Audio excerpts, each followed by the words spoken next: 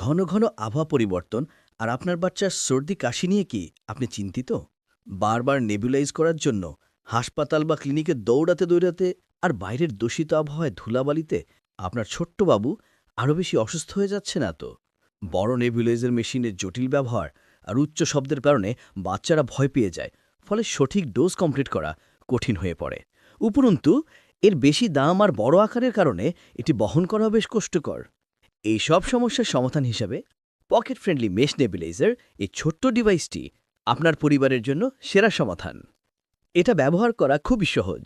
মাত্র 2টি pencil battery বা এ সাইজের ব্যাটারি দিয়ে ব্যবহার করতে পারবেন।